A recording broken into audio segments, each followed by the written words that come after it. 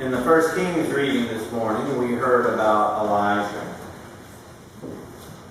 resuscitating the son of a widow who was now accusing Elijah of visiting the repercussion of her sins upon her by taking away her son's life. Elijah resuscitated him by lying atop him and crying out to the Lord to restore his life. And in the Gospel today, we hear from Luke that Jesus encountered a funeral procession of the only son of a widow. Without being asked and with compassion on her, he stopped the procession and, using words alone, commanded the dead man to rise. Jesus resuscitated the son of the widow. Now remember, resuscitation is to bring back the dead to life, but they will die again, as we all will die. Resurrection, on the other hand, is bringing back the dead to life so that they will never die again. And Luke is telling the hearers of the gospel that Jesus is greater than the prophets of old. Remember the previous gospel from last Sunday. Jesus healing the centurion's slave. The slave was healed by Jesus' words alone. Jesus wasn't even in the house where the slave lay ill. So from Luke, what I hear is that Jesus is God. And speaking of the prophets of old, what did God command the people to do through the prophets of old? Well, one thing was to take care of orphans and widows. That was a command from God. Now, from our point of view, that may not seem so hard, even though we come up very short in our own context of taking care of orphans and widows. We may send some boxes to orphanages for Christmas. We may go visit a widow in a nursing home. And don't get me wrong, that's a good thing. And we should do that, but we should do more. But the context today is quite different for orphans and widows than from the context of the ancient Middle East.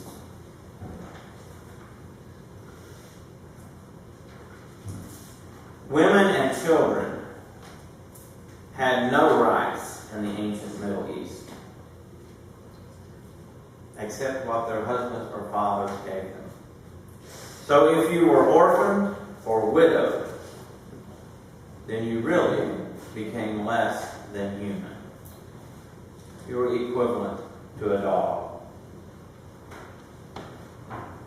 So God was telling them to remember those who had nothing. Absolutely nothing.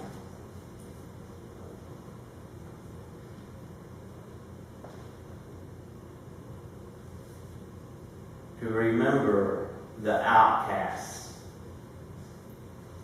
And Jesus is saying the same thing through his actions. Orphans and widows from the ancient Middle East are equivalent to our outcasts today. Outcasts that we make, our society makes, by drawing lines around certain people and putting them in their place, by labeling them as to be discarded. A few of those that may pop to mind are the elderly, transgender persons, people of color, the poor, immigrants, legal and illegal, and the list goes on and on. But God says to remember them. Remember the outcasts. In the ancient Middle East, it was widows and orphans. In our context, it's the outcasts. And in our psalm today, we heard it.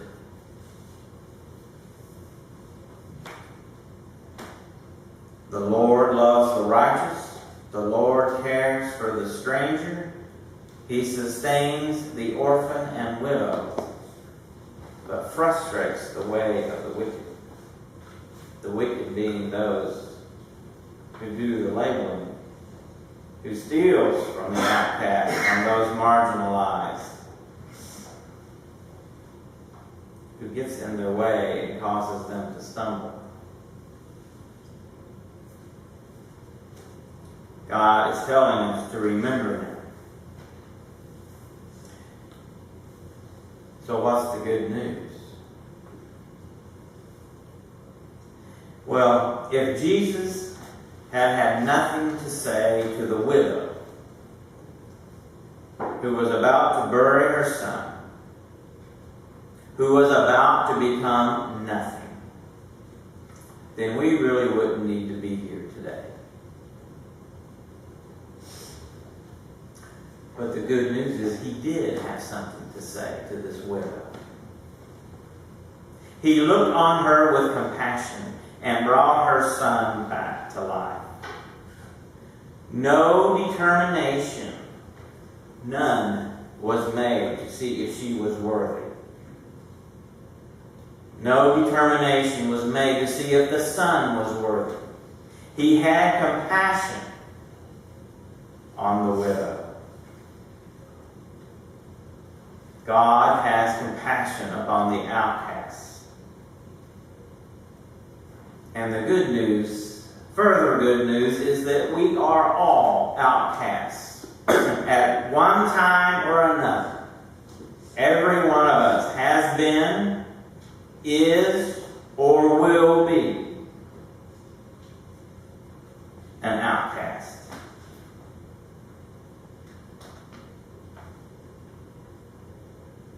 And I will say that if you find yourself never an outcast, then you're not doing it right.